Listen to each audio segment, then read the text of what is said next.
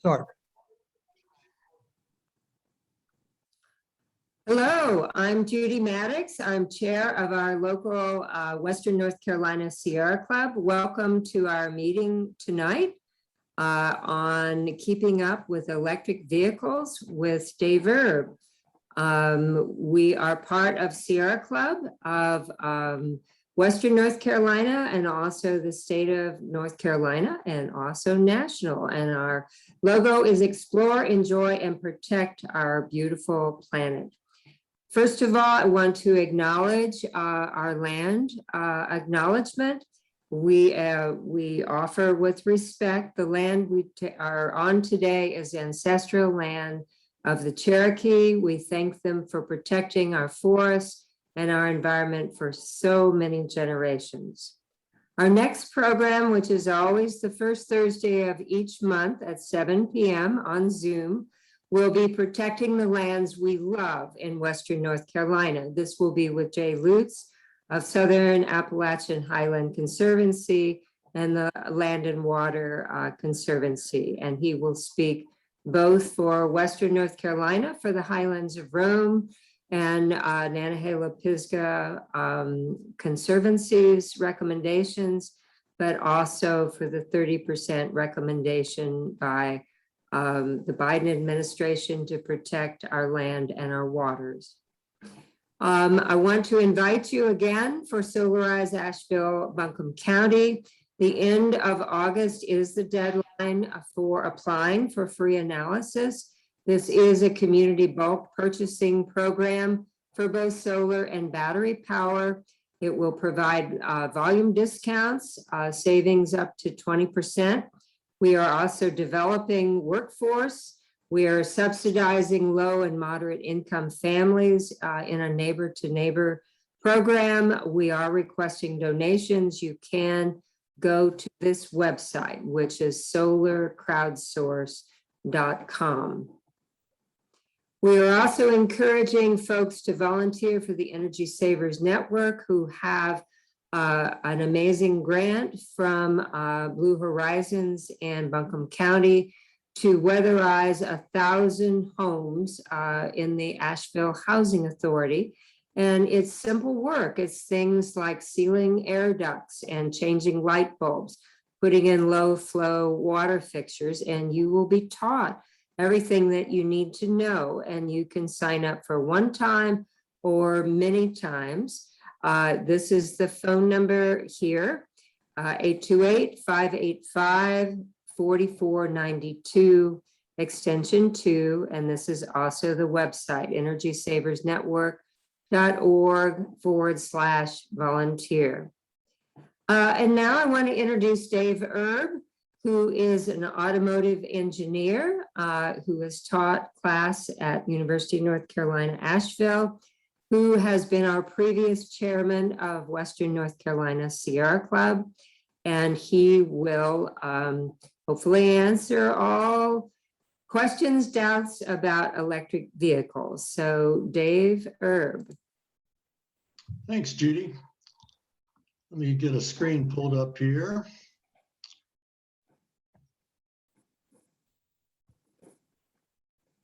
Okay, as Judy said, my name is Dave Erb. I'm an automotive engineer and I'm retired now, but I started out as a test and development engineer in the heavy truck and transit bus industry.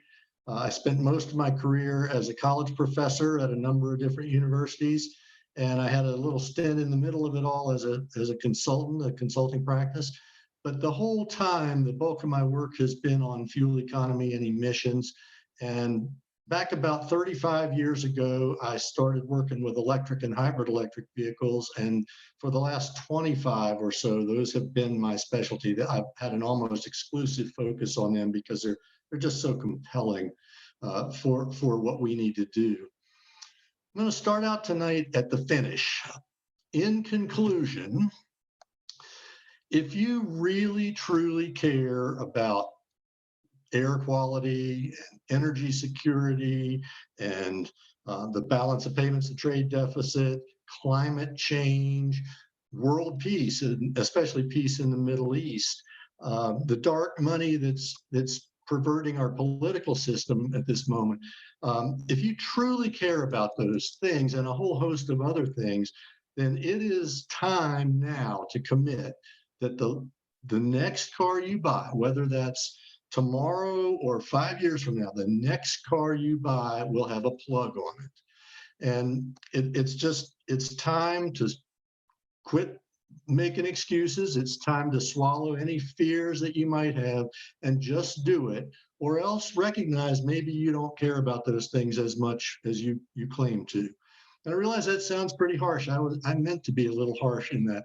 I intend to support that conclusion with a little bit of history and especially some discussion of terminology right at the beginning, with some kind of general steps that we need to take if we're going to make our transportation system sustainable. But I want to spend most of my time on the excuses that people of goodwill make for why they don't buy cars with plugs, because it's really important to understand that those excuses didn't just arise organically. They're actively pushed into the public narrative by people whose job it is to spread FUD, F-U-D, fear, uncertainty, and doubt. There are people who actually get paid to scare you into thinking that the technology is not ready and the risk is too high, and therefore you shouldn't buy an electric car yet. You should buy at least one more gasoline vehicle and therefore continue putting demand on the road for gasoline for another 20 plus years. And so I want to address some of those excuses and explain why I think you really need to ignore them. You need to swallow that fear. And at the end, I'll answer a couple of questions. Electric vehicles, EVs, have been around since about 1880. That's about a century after we first saw steam vehicles and about 5 years before we saw the first internal combustion vehicles. And those three technologies fought it out for a short while, but we all know what happened. Internal combustion won. Now, that doesn't mean electric vehicles went away. They just occupied much smaller niches out in the vehicle markets, not the mainstream. So when we're talking about the modern mass market, mainstream market, the kind of vehicles you might put in your garage to be your personal car, the modern era for that for US customers begins in December of 1999. That's when Honda brought the Insight to their dealers for the first time. Toyota had been selling the Prius in Japan, and less than a month later, they brought it to the US. And those two vehicles are what we call charge-sustaining HEVs. The H stands for hybrid. It means they have gas engines to go with their electric motors. The charge-sustaining part means that they manage the state of charge in the batteries by the way they burn fuel and control the braking. And you can actually see that charge-sustaining nature in the advertising. The early advertising for these cars tended to focus on the electric car you never plug in. Lexus to this day advertises self-charging electric vehicles. But it's really important to plug in. Most of the benefit of electrification can only be reached if we plug our vehicles in and shift our energy source away from the petroleum infrastructure and over to the electric grid. So 11 years later, here in the US, we get our first PEVs, plug-in electric vehicles. There were two of them. The Nissan Leaf is a BEV, a battery electric vehicle. Some people would call it a pure electric vehicle. It's like a giant cell phone on wheels. Basically, you drive around and the electricity powers it. And when the battery gets low, you bring it in, you plug it in and you recharge it. And then when it's full again, you can go back out and drive some more. The Chevy Volt is a PHEV, a plug-in hybrid electric vehicle. It can be driven as a pure electric vehicle, just like the Leaf can, but when the battery gets low, you have a choice because there's an engine on board. And so you can bring the battery in and recharge it, or you can just keep driving and it will seamlessly shift over into a charge sustaining mode, and you can drive it as long as you put gas in it, just like a Prius or any conventional gasoline car. So 3 approaches to electrification with increasing levels. And the charge sustaining HEV has no plug, but it is electrified. But all the energy comes from gasoline. The plug-in hybrid kind of splits the difference. It lets you do a little driving on truly on electricity and some on gasoline if you need to go farther. And then the pure BEV just runs purely on electricity, and so it's a 100% electric vehicle. Now, I've been in this business for 40 years, and I've studied a ton of data. I've developed vehicles with pretty much most of the fuels you've heard of. I've developed vehicles with them. I've done paper studies on every fuel you've heard of, and some you probably haven't. You most likely have not heard of. But it's clear to me, after looking at all the reams of data that have been generated in that work over 4 decades, that there's really 4 things we need to do if we're going to continue to enjoy the benefit that our transportation system gives us. And I've listed them here in priority order, the most important thing first and the least important thing last. The first thing we need to do is to reduce our demand for motorized travel. We just need to drive less. And there's lots of ways to do that will actually improve your quality of life. You can live closer to your work. You can do Zoom meetings so that you don't have to actually get in the car and go to the meeting. There's lots of ways to reduce our demand without hurting, in fact, while improving our quality of life. The second thing we need to do is use vehicles more productively, and that essentially boils down to doing a better job of matching them to their loads. There's 2 ways to do that. You can downsize the vehicles to more closely match the load, or you can consolidate the loads to more completely fill the vehicle. That's what carpooling does. Third thing we need to do is electrify the vehicle's powertrains to the maximum level that's feasible, and that level of feasibility will be dictated by the vehicle mission, not by the vehicle itself. But it's what we're asking the vehicle to do that dictates whether we want to be a charge sustaining hybrid, a plug-in hybrid, or a battery electric vehicle. But we need to take that as far as is reasonable, as dictated by the missions. And then finally, since most of those missions actually are going to lend themselves to plug-in levels of electrification, the plug-in hybrids and the battery electric vehicles, we need to get as much renewable electricity on the grid as we can. And I would argue pretty strongly that at this point in time, both our personal choices and our policy choices need to emphasize distributed photovoltaics. It's a lot better to have 10,000 roofs out there spread through the grid, with each of them with 5 kilowatts of solar on the roof, than it is to have one 50 megawatt centralized solar farm. The distribution has very significant value to us. So those 4 steps are going to look different to everybody who takes them. Not everybody's going to approach this the same way. But for my wife and me, we live on a fairly small lot close in. I actually walked to work for 10 years. We have a totally electric house and 2 totally electric battery electric cars. And on the house, we have 6 kilowatts of solar panels.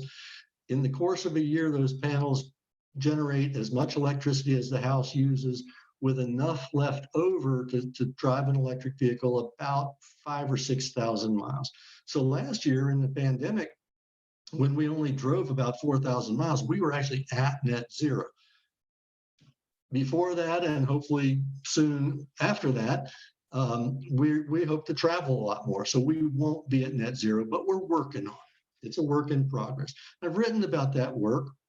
Driving to Net Zero is a book. It was pulled together by my friend Dave Frivnak, and it's got 15 first-person stories of families that are driving on sunshine by combining electric vehicles and solar houses. I wrote chapter 1, and I'll be happy if you contact me offline to tell you how to get a copy cheaper than Amazon will sell it to you. Now, let's go ahead and start in on some of those excuses that people give.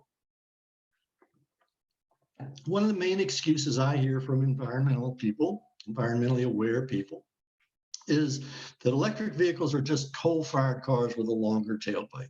And that's not a false statement. There is an element of truth in that, but we need to explore it much more deeply. It is not an excuse to not buy a plug-in car, to avoid plug-in cars.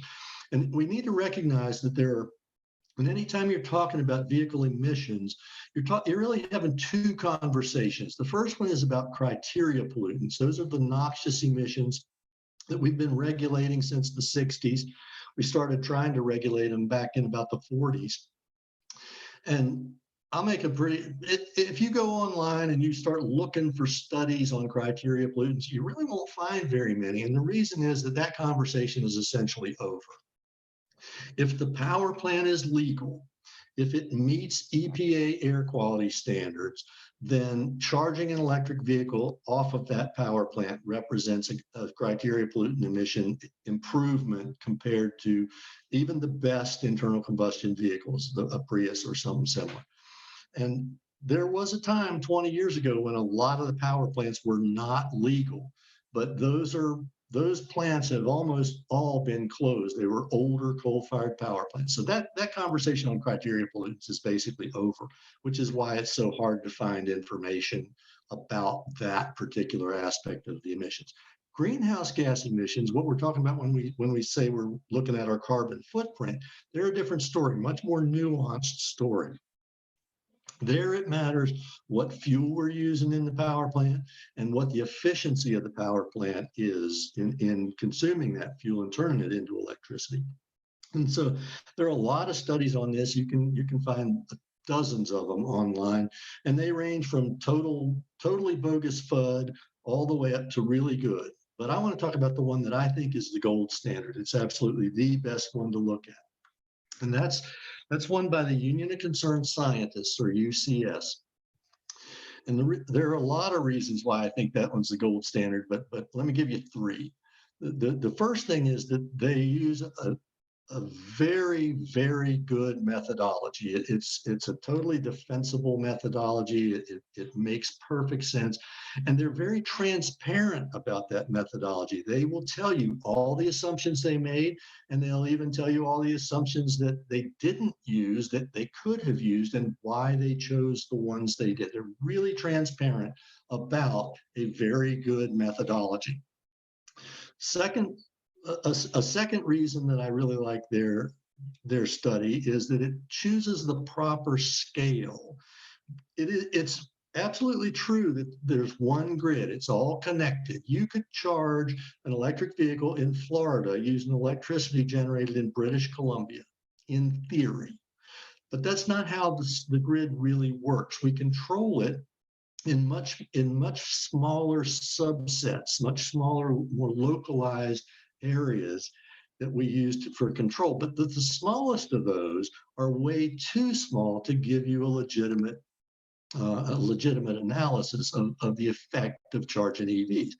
And so UCS has chosen a scale where there are 20 some, I think it's about 25, but don't hold me to that number, subgrids, regional subgrids that they've chosen as the scale to analyze this using their very appropriate methodology. Actually, that choice is a very big piece of why their methodology is so appropriate.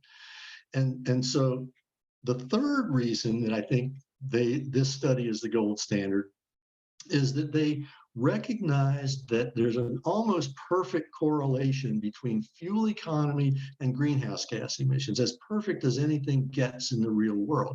So when they calculated the greenhouse gas emissions of charging EVs, they expressed them on this map in terms of the fuel mileage you'd have to get with a gasoline car in order to match those emissions.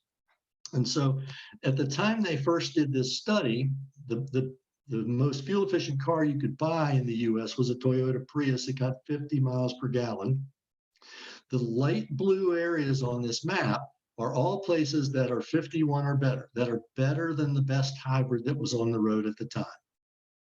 The middle color of blue is 41 to 50 miles per gallon equivalent, and that's what hybrids get and still do. The darkest blue here is 31 to 40 miles per gallon, which is what the best conventional gasoline vehicles get. And so I look at this map and I see here in Colorado is the worst subgrid in the entire map, the entire country. And in that subgrid, An EV is emitting about 3/4 of the average EV is emitting about 3/4 of the greenhouse gases of the average car in general, a gasoline car. And so it's really good. This map is telling you that EV greenhouse gas emissions are really good. They're a significant improvement, but it gets even better than that because this is a greenhouse gas map. Remember, there's criteria pollutants out there. Every spot in this map is better when you're talking about noxious emissions. And it gets even better than that because this map or this picture here is a snapshot, but life is a movie. And so at the time UCS first published, they were using 2009 data for the grid. And this is what the map looked like. But here's what it looks like with 2012 data, and 2014 data, and 2016, and 2018. And just a couple months ago, they published an updated this thing with 2019 data. So the average EV in this country, when you look at where they are actually being bought and spread that out and weight the average appropriately, the average EV is emitting greenhouse gases equivalent to a 93 mile per gallon gasoline car. The average EV is emitting less than a third of the greenhouse gas emissions that a gasoline or diesel car is emitting out there. This is just a great thing. EVs are a slam dunk in terms of greenhouse gas emissions, in spite of the fact that they're coal-fired cars with a longer tailpipe. So you see how much improvement there was in 10 years there. Now recognize the most recent of those maps is already 2 years out of date. And then recognize that cars last 20 or 30 years. The average car on a US road is 12 years old. If you bought a brand new EV today, we can't even draw the map that best captures its greenhouse gas, its lifetime greenhouse gas emissions for another decade or more. And on top of that, recognize no matter how old your EV is, when the grid gets updated, your car gets cleaner. A gasoline car gets cleaner for about 10,000 miles as it breaks in, and the internal friction goes down, and then it just gets dirtier and dirtier and dirtier for the rest of its life. And there's nothing you can do about that because it just is. The EV is going to get cleaner as time goes on. Another really big reason why a lot of people say they aren't buying EVs is they say they're too expensive. The problem here, though, is we are comparing apples and oranges. And this isn't just the FUD artists. This isn't just the people who are shilling for hedge funds and oil companies. This is true of environmentalists and advocates. They'll always tell you how expensive EVs are on first cost, but they're comparing apples and oranges. I'll give you a specific anecdotal data point here. One of my cars is a Tesla Model 3. It's a very expensive car, but it's $5,000 cheaper than the BMW that I would have bought if I hadn't been intent on buying an electric car. And so the notion that my car is more expensive than an internal combustion vehicle just doesn't hold water in that specific anecdotal case. Let's bring that out to a more general case. The average EV is really a misnomer. When we compare the average EV to the average internal combustion vehicle, we're not comparing apples and oranges. About 70% of the battery EVs on the road are Teslas, which are high-end luxury cars. Mine is actually one of the cheap ones, and it's an expensive car.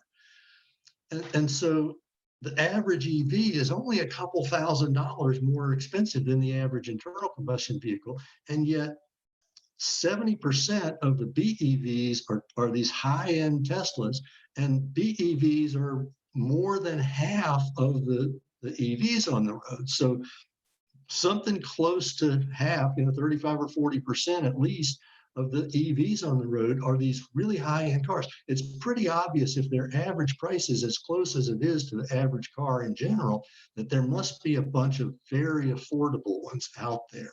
And there are quite a few very affordable, less than the average cost EVs on the road. The second thing is the price of all the cars out there except for Teslas and Chevys, General Motors cars, is raised by about $7,500 because there's a $7,500 tax credit that applies to most of them. Some cars get a lesser tax credit. It can be as low as about $4,000, but most of them are eligible for a $7,500 tax credit. And car companies and their dealers are experts at soaking up every available penny. What happens when that tax credit goes away, as you can see with the Chevy Bolt, is that the price will drop by $7,500-ish, something in that realm. My brother just bought a Chevy Bolt, brand new. It had $13,000 worth of rebates on it that he was eligible for. If he'd been a veteran or a returning GM customer, there'd have been another couple thousand worth of rebates. He walked out the door with a brand new, full warranty, long-range electric vehicle for less than $26,000, tax, tags, title, everything. So the tax credit inflates the sticker price, but the real price is lower than that. Also, that's all for new cars. Used electric vehicles are actually significantly cheaper than the comparable used gasoline cars. And that's true even right now. All used car prices have gone up because of the pandemic and the supply chain issues, but that's still true. The used EVs are still cheaper by a pretty good margin than comparable used gasoline cars. And I haven't even started talking about the operating cost savings. I'll talk about that a little bit later. But it's way cheaper to drive, to maintain and drive an EV than it is to drive a gasoline car.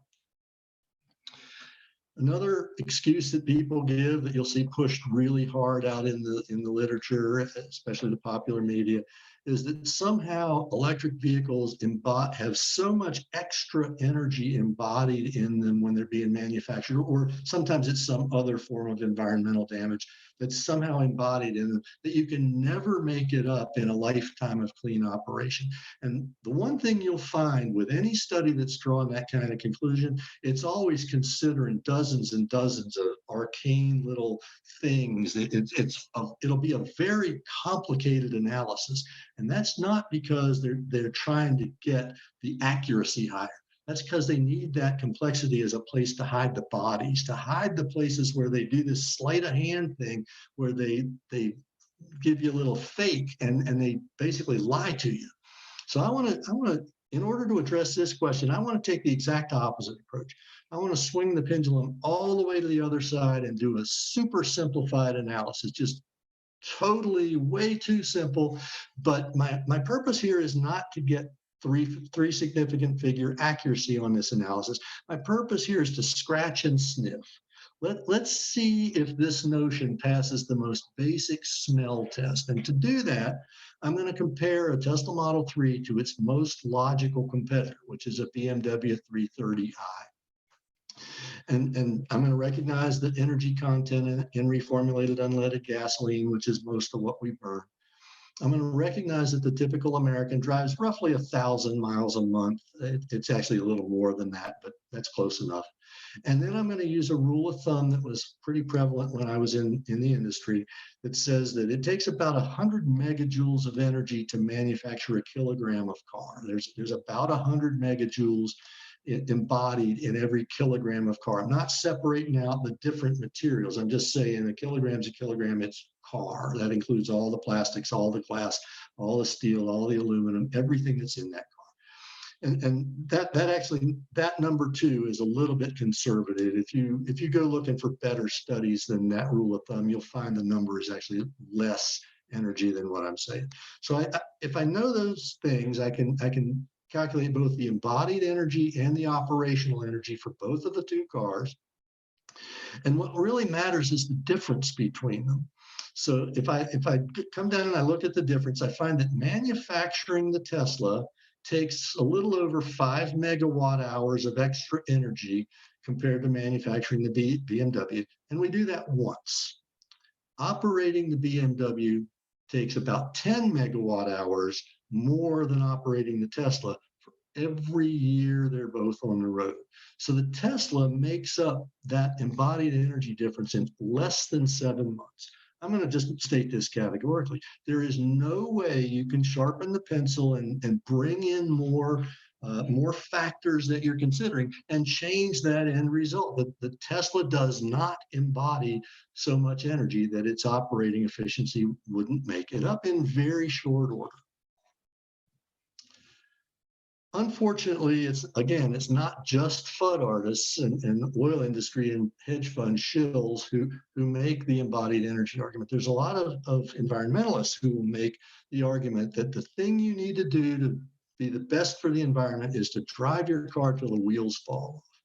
And that absolutely is the best thing to do financially, but it is not the best thing to do environmentally, because we don't throw our cars away when we're done with them. Now sometimes we do. We occasionally get stupid and have cash for clunkers programs where we take old cars off the road and we crush them and we give people money to go buy new cars. It's a terrible use of both energy and taxpayer dollars. But if we're not making that error, we need to recognize that there's an automotive food chain. There's a pecking order or a food chain in the automotive world. New cars are a luxury item. That new car smell is the most expensive perfume in the world. And it's going to be gone real quick. And the value that people ascribe to it is going to be gone really quick. So even if you're buying the cheapest, lowest end car, if you're buying a new car, then it's telling me that you are rich enough to ignore utilitarian definitions of value and indulge in that luxury. Now, people who do care about value as opposed to that luxury don't buy new cars. They buy used cars at some point. The people like me buy the car after it's 3 years old or whenever it's available from that first owner. It's still got very few miles on it. It's got a lot of life left in it, and it's lost about 30% of its value. And so, and then what we do is we drive them until the hassle of keeping them on the road becomes more trouble than it's worth compared to shelling out more money to get a new to us car, a new used car. But that's, a person like me is not the end of the line. There's a person who probably has less money than I do, who makes a different calculation of first cost versus maintenance hassle. And there will be several more of those steps before that car can't be kept on the road. And even when it can't be kept on the road, we don't throw it away. We part it out. It becomes an organ donor that keeps its siblings on the road as they near the end of the food chain. So here's the thing that's really important about this discussion. New cars are the only kind of cars that auto manufacturers manufacture. So rich people don't just choose what rich people drive. They dictate what every driver drives, because they're the only people that the auto manufacturers care about, is selling cars when they're still new. And so as odd as it might sound, the best thing you could do for the environment in this is to engage in a little consumerism. Buy the newest, cleanest, greenest car out there, or better yet, lease it on a really short-term lease, and then turn it over and get a newer, cleaner, greener one as soon as that's available. And keep doing that, and basically you fill the automotive food chain with EVs instead of Escalades and Expeditions and these other big gas guzzlers. It's counterintuitive, and I'm not telling you how to run your financial life. I'm a person who doesn't buy a lot of new cars, but I am saying don't make the argument that keeping your car till the wheels fall off is the best thing you can do for the environment. It isn't. Related matter to that, the people have been pushing the notion lately that somehow these cars are going to especially the batteries, are all going to end up in landfills, poisoning the soil and the water and all that. This is nonsense. We're not going to throw electric vehicle batteries away and landfill them any more than we throw diamond rings away and landfill them. The materials in electric vehicle batteries are valuable, and there's a lot of them. And so we are going to recycle those. And if you don't believe me, the recycling infrastructure is still in the process of being built, because this industry is still in the process of being built. But if you don't believe me, just all you got to do is look at the 12-volt battery. They call it a SLI battery, starting, lighting, and ignition battery, that you have in your gasoline car. those are the most recycled product in the entire industrial world. Almost all of that material makes its way back into the industrial stream. There's a tiny fraction, but maybe 3%, I don't know the exact number, but it's a very tiny percentage of that material in those batteries that does not make its way back into the industrial stream. And that's going to be the same thing is going to be true with electric vehicle batteries. It's going to be more true with electric vehicle batteries because they're being designed from the get-go to be recycled. And even better than that, when the battery is no longer able to drive your car, either it has lost energy capacity so it doesn't have the range, or it's lost a little power capacity so it can't accelerate like you want the car to, it still has a lot of life in it. And so every auto manufacturer and every battery manufacturer is working with other parties, it's usually electric utilities or their trade groups, to find stationary uses for those batteries while the batteries still have life, but they really won't drive a car anymore. And it's only after that extra decade or so of stationary use where they'll finally get to the point where it's going to make sense to recycle them. Compare that to gasoline. We pull out about 500 million tons of gasoline. We pull that out of the earth every year just to drive cars here in America. And we're a big fraction of the world's oil consumption, but 500 million tons of oil product that doesn't get recycled or reused. It just gets burned up and spewed out into the atmosphere where it can pollute air, soil, and water. The recycling is a non-issue here. It's going to happen for all sorts of good reasons. Another thing that scares people is they're convinced that the car is not going to be chargeable. Charging the car is going to be this huge problem. Well, there's three issues that come up when you're talking about charging. The first one is simply how far can you go on a single charge? For each, when you charge the battery full, how far can you drive the car? What's its range? Second thing that comes up is how long does it take? What's the convenience involved in charging the thing? And specifically, most importantly, how long does it take to do it? And then the third thing is, where are the chargers? How accessible are they? I'm going to start with the last of those first. Those chargers are everywhere. They're everywhere you have an electric outlet, which is most places in this country. Any standard 120 volt electric socket, 15 amp electric socket, like this one here, is a place where you can plug in the charger that comes with your electric vehicle. It comes with every car you buy. And you can run that. It's a 15 amp circuit, but if you run it at 12 amps, it'll run all day without ever tripping the breaker, no matter how hot it gets outside. And that'll put about 5 miles of range back in your car for every hour you're plugged into it. And those chargers, that place to plug in your car is everywhere you go. So we ought to talk about charging speeds, charging levels. There are standardized levels as defined by the Society of Automotive Engineers for how fast you're charging. So that standard household socket that I just showed you, 120 volt AC socket, you plug into that, and that's what they call level 1 charging. At the utility side of the plug, you've got that standard household plug, just like you'd have with your computer or whatever you plug into your wall. At the car end of the charger, you've got what they call a J1772 plug. It's an SAE standard plug that pretty much every car in the US has. And that'll give you 5 miles of range for every hour you're plugged into the charger. Level 2 is when you want to charge a little faster. It's 240 volt AC, and it's also higher current than you get from those standard household sockets. It's like you use for your clothes dryer or for your oven or for a welder.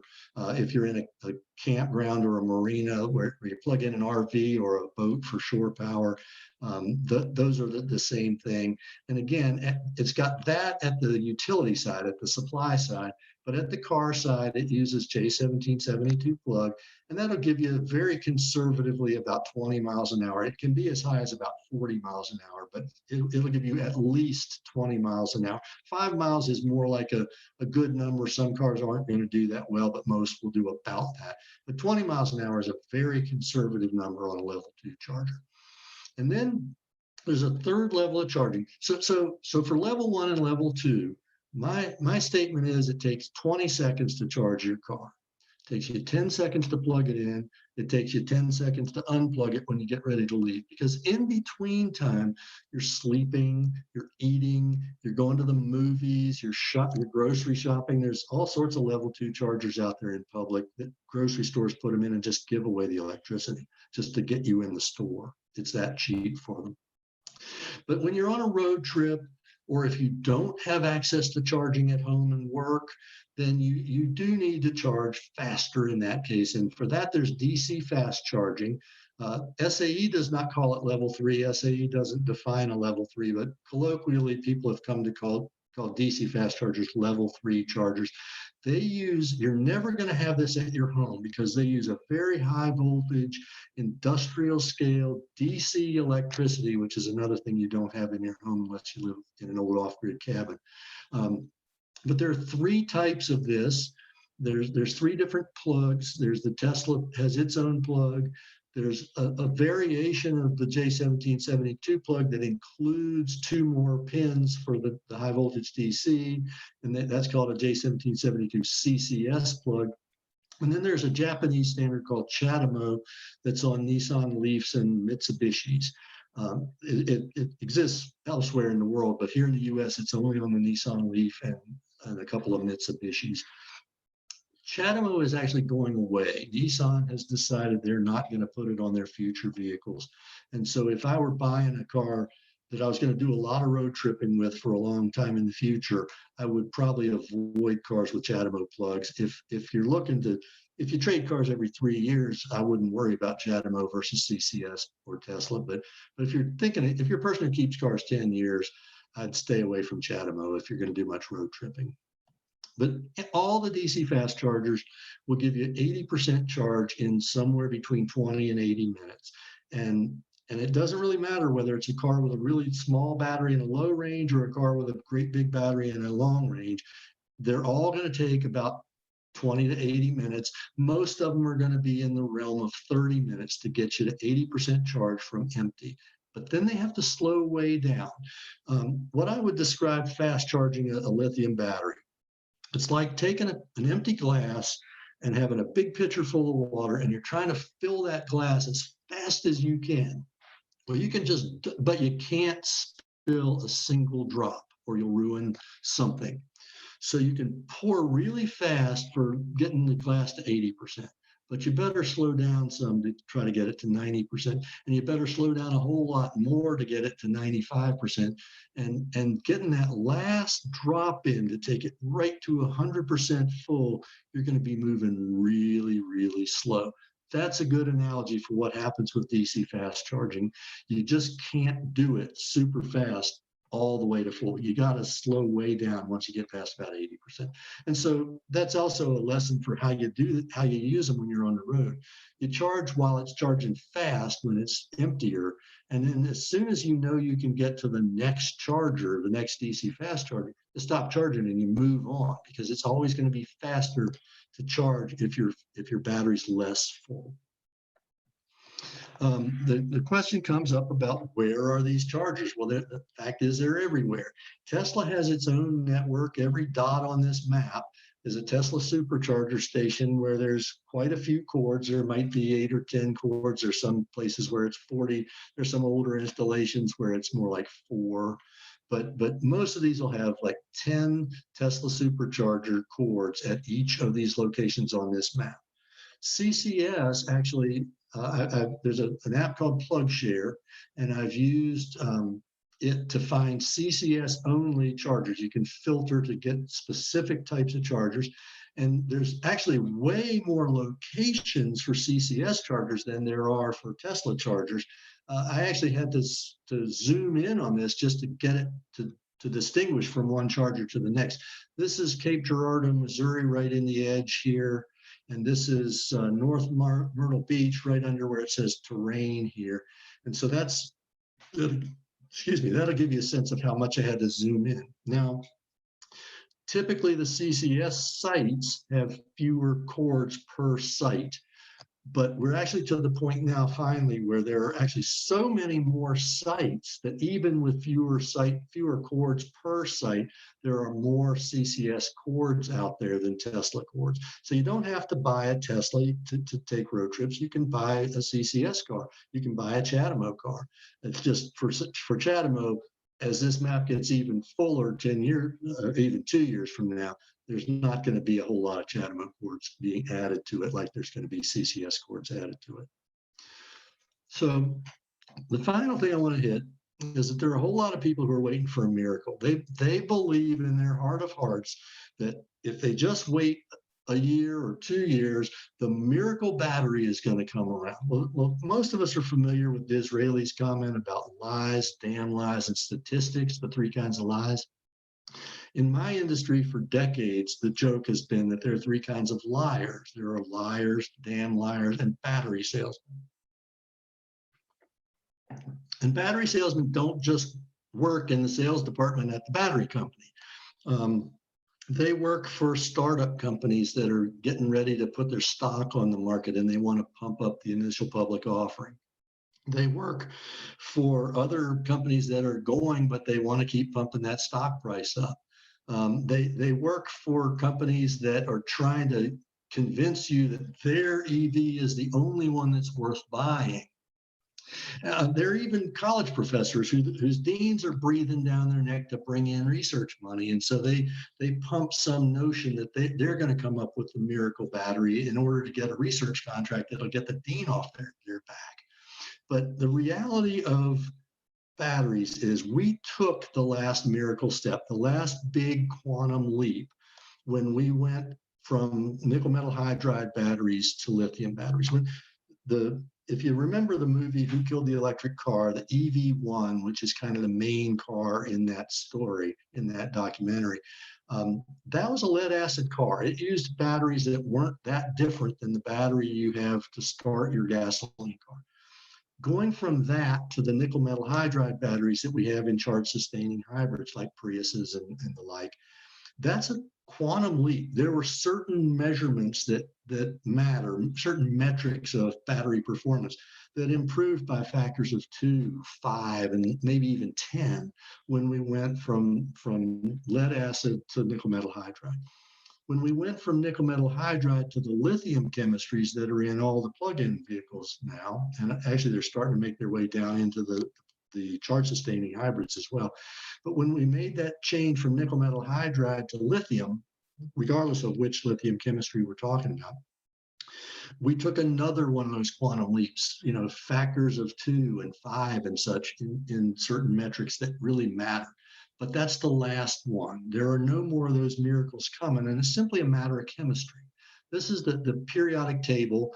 And so over on this left side here of the periodic table, you have the most electrochemically active place on the table.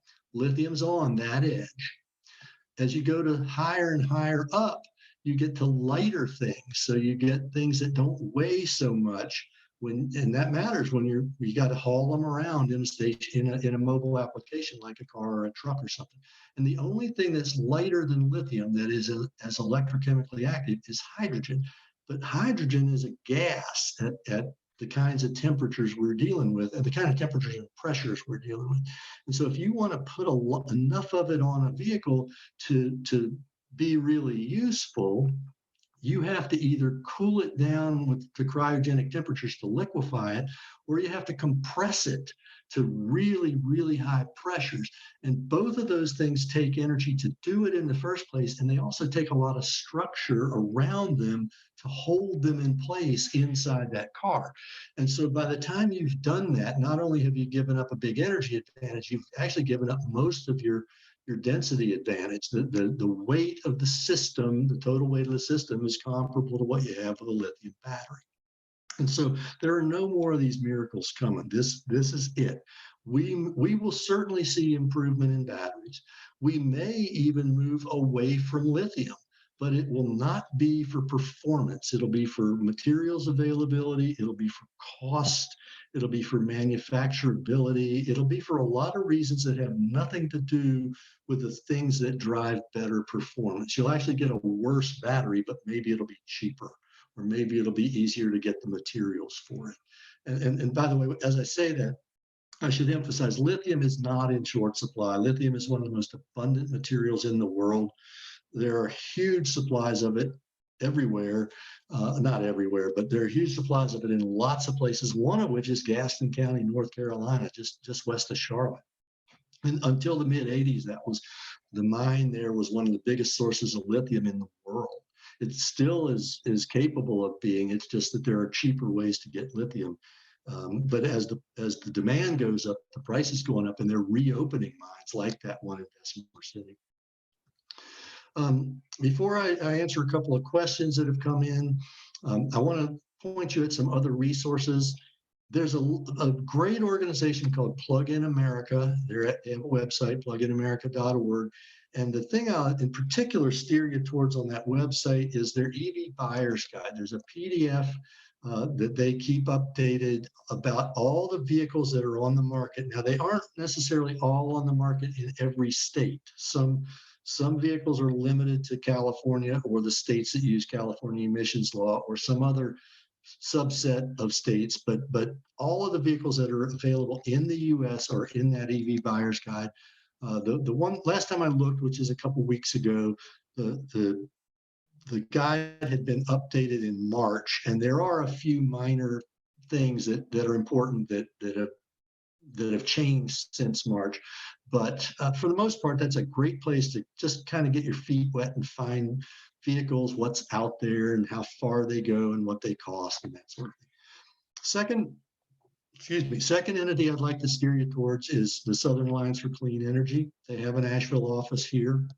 They're at cleanenergy.org. They have published 9 blogs that I've written. 4 of them were on charging for people who need to understand that a little better. And the other 5 are on FUD, on these narratives that people push that just really aren't true. They also have 4 level 2 chargers, each of them capable of putting out about 7 kilowatts simultaneously. All 4 of them can do that. And there's a big solar array on a tractor there. They're all grid tied, both the chargers and the array. But you can drive on sunshine if you're a SACE member. They encourage that they will give you a little plaque that you can put on your dashboard to say that you have permission to charge there. It's right on the edge of downtown. It's great parking spaces, and you can drive on sunshine charging there if you're just a SACE member. So go on the website. I think it's cleanenergy.org/charge, and it'll tell you how to become an EV charging member of SACE. And then finally, probably the biggest resource, the best resource I'd like to steer you towards is the Blue Ridge EV Club.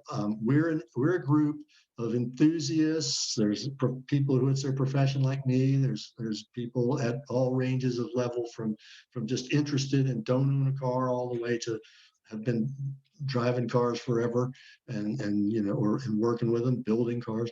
We have a website. I don't remember the URL, so just type Blue Ridge EV Club into a search engine. They communicate with you by Facebook. If you're a member of that, they'll use email if you don't do the social media thing like I don't.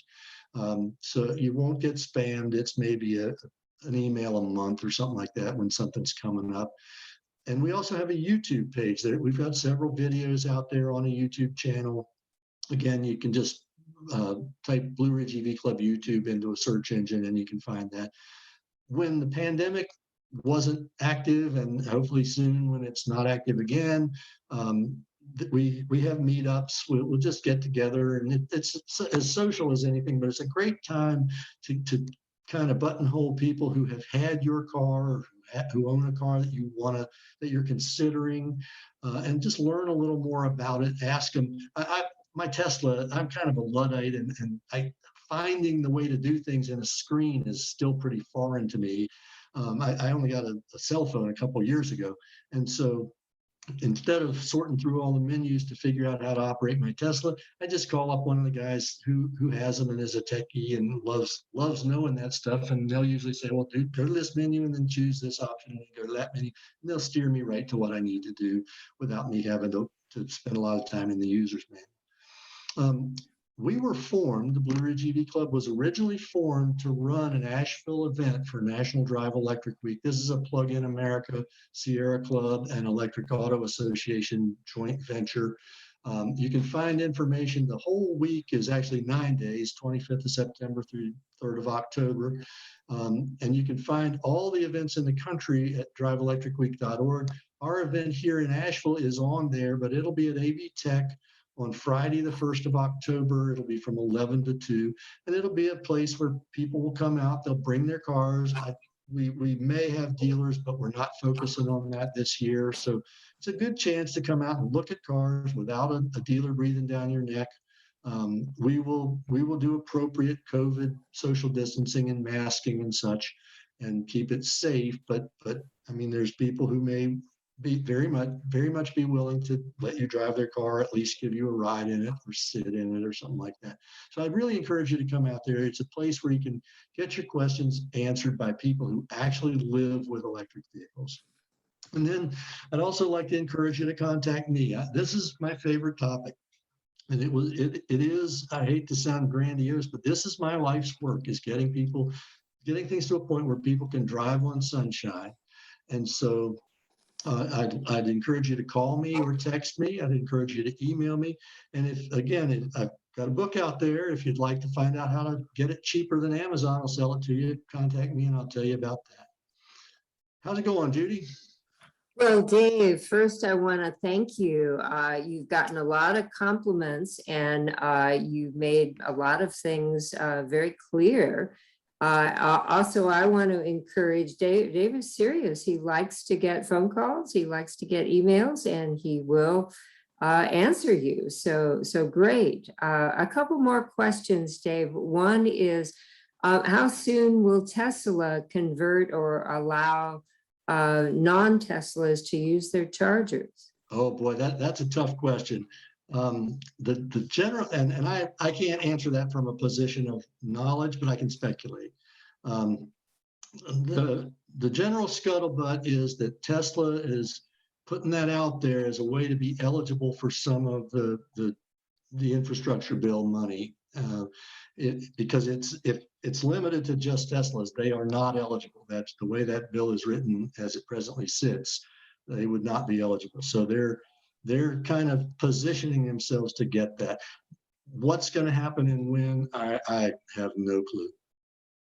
But if you do not have a Tesla, you feel like you could drive across the country and still self-charge? Yeah, absolutely. There's two things you need to make an EV capable of road tripping, and not every EV has these. The first thing you need is a car with 200 or more miles of EPA range. The range rating on the electric needs to be 200 miles or more. And then the second thing you need is that DC fast charge plug. So again, right now it doesn't make much difference whether it's a CCS plug or a CHAdeMO plug or a Tesla plug, but in the long run, it's going to boil down to either CCS or Tesla. The CHAdeMO is going to become less of a factor, but you can travel pretty much everywhere in the country today. There are occasional little places. And so if you're going to take a long trip, it pays you to spend 15 minutes on PlugShare. And then there's another website, which both PlugShare and this other website called a Better Route Planner are available online and also available as apps. But they will help you find the chargers that you need. And in fact, they'll even tell you how long to spend charging at each one in order to optimize your trip time. And so they're useful. 15 minutes spent with them will be really good. And I would, if you're using them, I'd use both, because there are a couple of the networks. One of the beauty of the Tesla network is that it's one integrated, unified network. It belongs to Tesla. The other chargers, the CCS and CHAdeMO chargers that are out there, are parts of many networks. There's many networks out there, and they don't always, it's like the early days of cell phones. They don't always have roaming agreements. You can't always just put your credit card in. And so PlugShare is the Better Route Planner helps you plot the trip, and then PlugShare helps you find out which particular networks you're talking about, so you know how you're going to have to interact with them. And the other thing that's really valuable about PlugShare is it tells you when there's a charger that's not being maintained well. So the last thing you want to do is arrive at a charger in need of a charge and find out that the charger's not working. So PlugShare has a crowdsourced information thing that keeps you up to date, and you'll know, oh, that this charger is likely not to be working. It's most of the networks are getting better, but there are still a few slackers out there. And so using both the Better Route Planner and PlugShare is a good way to go. But you can travel anywhere. I went to Minneapolis 2 years ago and actually drove past without using more Tesla superchargers than I used. I got about a third of my miles on that trip free, or not free, but at no extra cost. By the way, I chose my hotels. The hotels have level 2 chargers that'll charge you overnight, and it's usually not any fee associated with it. Okay, this is a question about self-driving cars. Do EVs have, of course, self-driving features, but will they eventually evolve into self-driving? Okay, so the first thing about that question, self-driving, or I would probably call them autonomous vehicles, are not the same as EVs. They're two different questions there. Most of the self-driving or the autonomous vehicles will in fact probably be electric, but a lot of them won't. There'll be a lot of trucks probably that will be autonomous. It'll still be diesel for at least the near-term future. Well, not near-term, the mid-term future. But the other thing that's really important to understand is that there is no such thing as a self-driving car that you can buy today.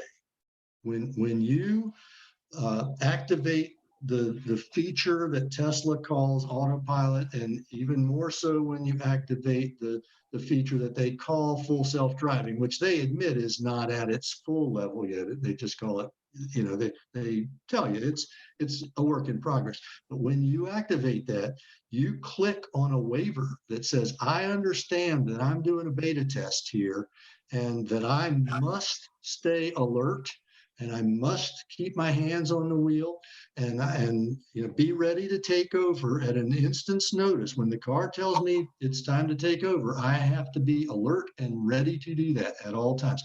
There is no such thing as a self-driving car that you can buy today.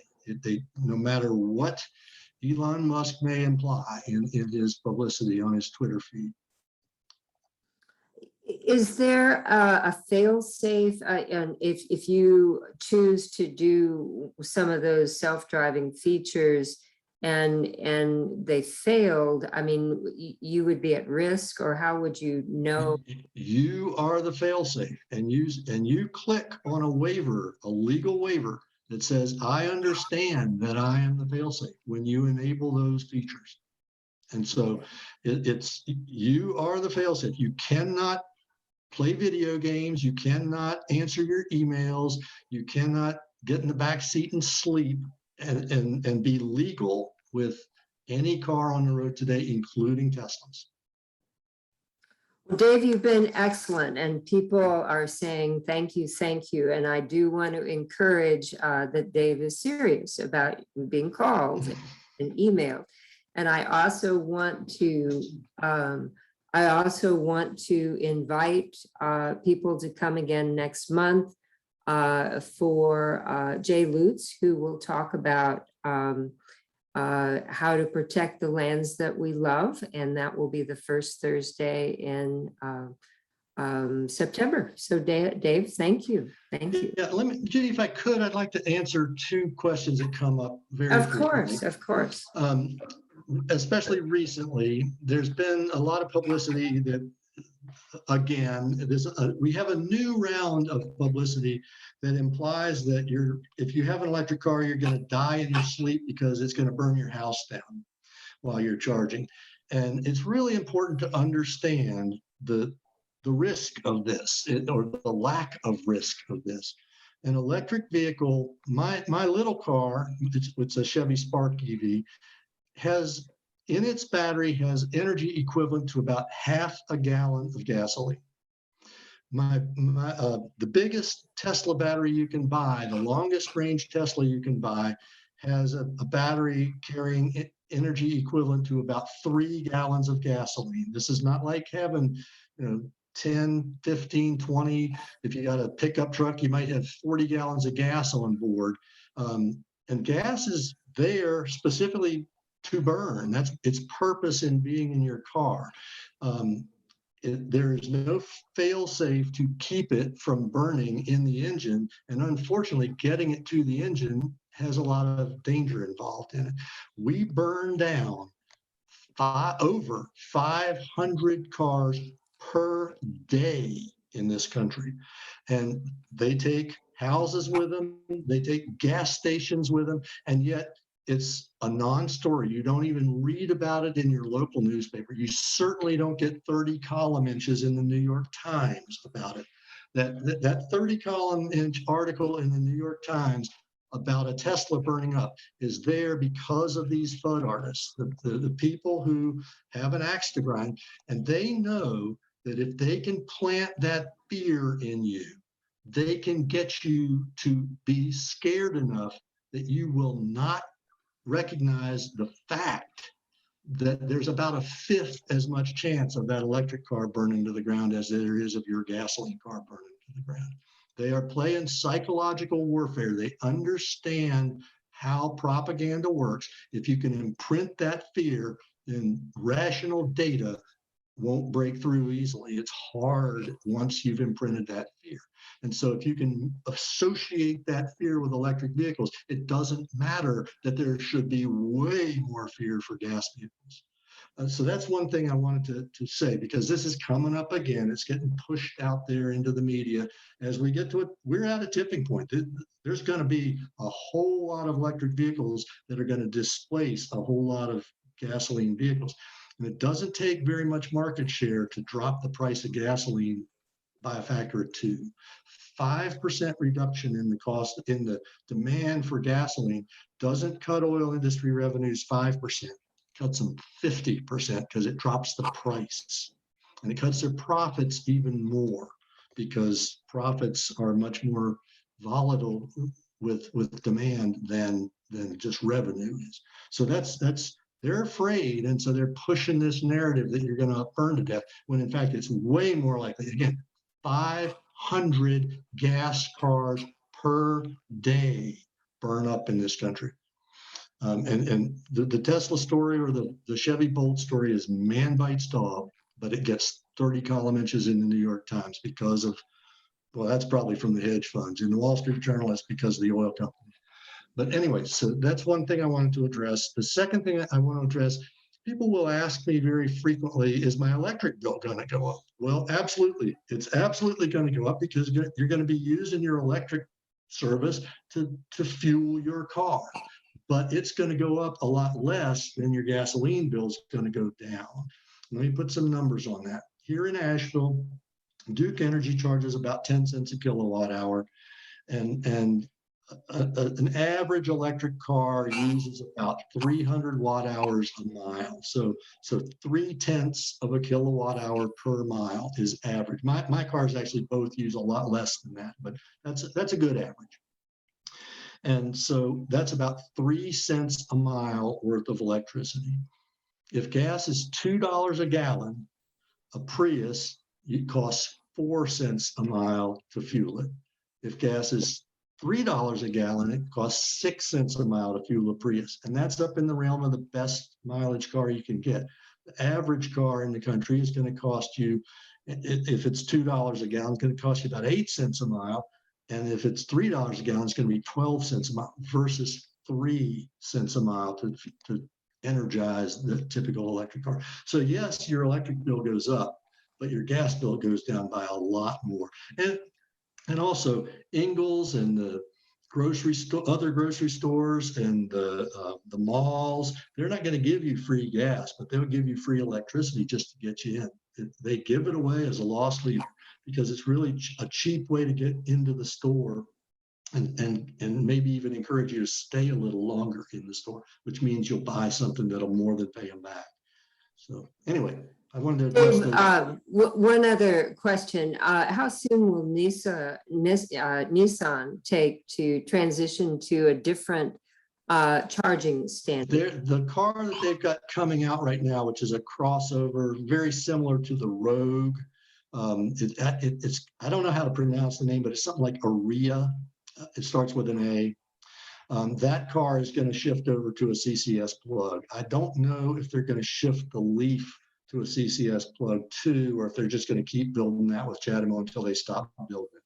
But the car that's coming out, if it's not already there, it's coming real soon, is going to have the CCS plug, the Nissan car that's coming out. Okay, well, once again, Dave, outstanding, and thank you. And we appreciate it. And please come back next month for Jay Lutz and for how to protect the lands we love. So thank you, Dave. Thank you.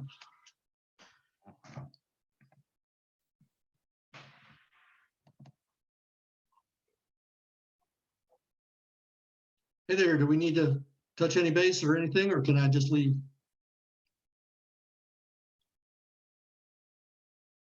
No, you must have already left. Dave, are you there? Whoops.